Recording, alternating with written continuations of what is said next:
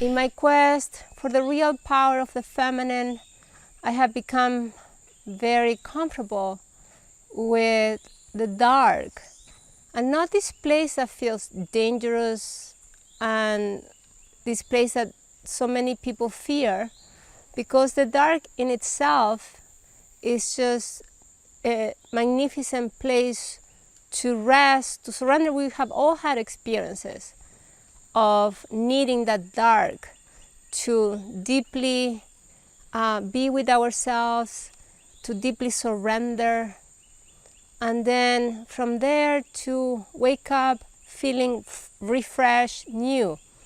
So many of us actually close the curtains at night, and the nights of full moon, the light is bright, we have maybe more difficult time sleeping. So the dark is so needed for our nervous system, for our psyche, for our being, to go into a place of deep reset. And this reset has to do with a little death, an energetic, a symbolic death, a place, a time when we cease to be in control. We cease to be so active, and we can just release, let go, surrender. And that is such an important aspect, to let go, this little death, so we can actually be reborn. And actually it was the secret of the mystics of the past, like knowing that in order to find immortality or longevity or the elixir of life is not about going to necessarily find something external out there that is going to magically make us live many more years or much healthier, but is this knowing how to, again, die almost. Because only when you die you can be reborn. There's no birth if you already exist. So it's a spiritual, it's a deep trusting in that life is a continuum. After death there is rebirth.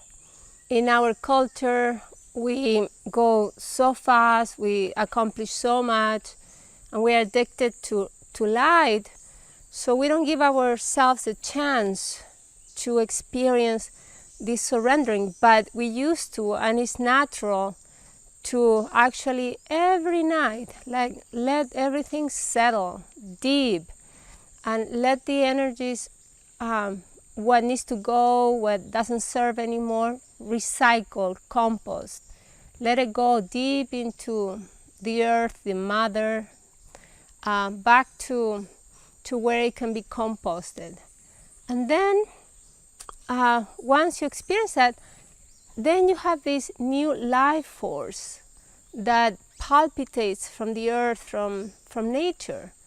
So in a way, if we can remember every night to just let go and allow everything to sink deep down, because what is truly ours, it doesn't leave us. So we can come back to this trust that what we are in our essence is not going to disappear. Everything else can go. So if we can let go, release, then that's what it takes for a rebirth to happen. All rites of passages, starting anew, stepping into new consciousness, have to do with crossing a threshold that is death. These ancient healing ceremonies, like going into the caves of Apollo in ancient Greece, it had to do with incubating in a cave and being there until you had visions of who you are meant to become or what is the cure for your illness. but it had to do with going into the darkness to realize what needs to be released, what you need to let go of to make space for what needs to be reborn. And there's so many amazing ancient stories. Again, from the Greek times, we have the story of Psyche. The Psyche means in modern days mind, the mind, consciousness, but it in the ancient way it meant the soul. So the path of the soul, the feminine aspect of the soul, it has to do with going in an initiatory journey to the depths. So Psyche ultimately has to journey to the underworld and face death, because that's the underworld. She had to cross the river that it was the river of death, and then get to the throne of Persephone and get some of her beauty cream. So it's a beautiful story. You can find out more, but she had to do that in order to come back and claim her divinity. Eventually, he's put in the Olympus as a realized goddess. And then we have the Sumerian goddess Inanna. This is 5,000 years ago, the stories of Inanna, Lady of Heavens, and of the middle world, bringing the crafts and the arts and the wisdom to the peoples. She knows that she has to face the lower world to be complete. So she goes and has to cross 7 gates to get to her own shadow, her sister Ereshkigal. And to cross each gate, she has to strip from something that makes her feel in control, in her power, etc.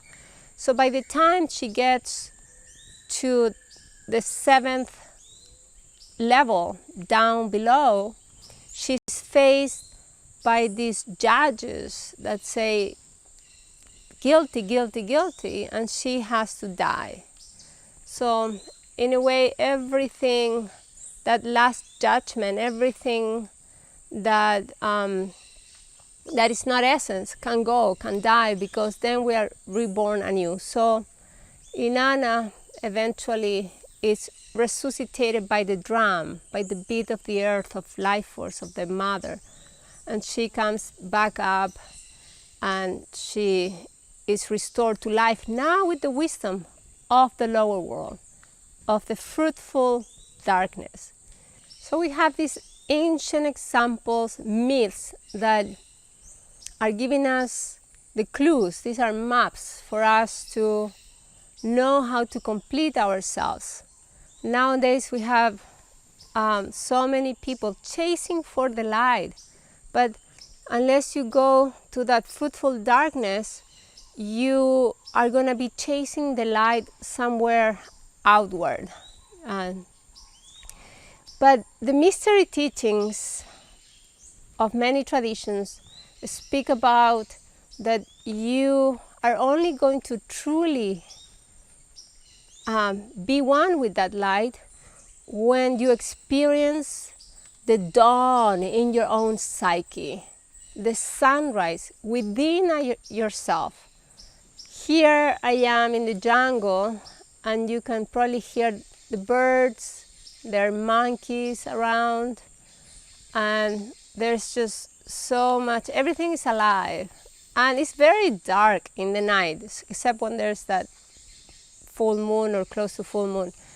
But it's very dark. But in this darkness, when I go to a clearing, I can really see the stars shining bright. And the same I have learned in my journeys to the dark, in my own initiations, shamanic initiations, mystical initiations. I have learned that when I can really turn off all the noise, turn off all the busyness, and be in my own darkness, kind of like become a womb for myself, a place of incubation for myself, then I can see the gems, the diamonds that exist within me. So rather than trying to dig for diamonds out there in someone else's yard, in someone else's paradigm, I know, and this is my big initiation, what I have really learned. I know how to create that space of incubation in my own life. Every time I need to renew, I know how to die.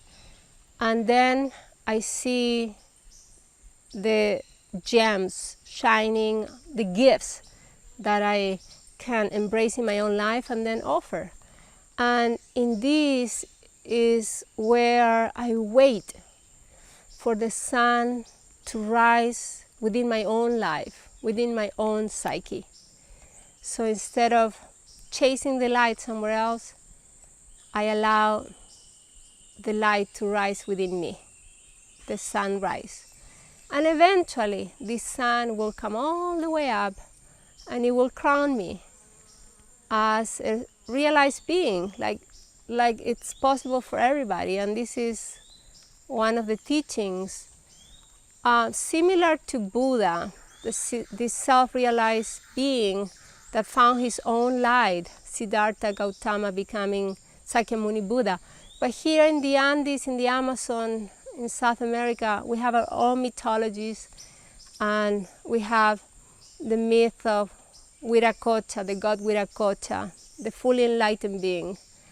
And that is someone who was able to experience this sunrise and elevate and wait, allow it to come and shine his total being. And this is what I want to share with you from this Garden of Eden that is always inviting us to remember that we are its stewards and that we are welcome in the Garden of Eden, and it's fruitful. It's full of fruits that we can eat, and just the interconnectedness of life here is so present. So I hope this helps you to reflect, and I wish you many blessings.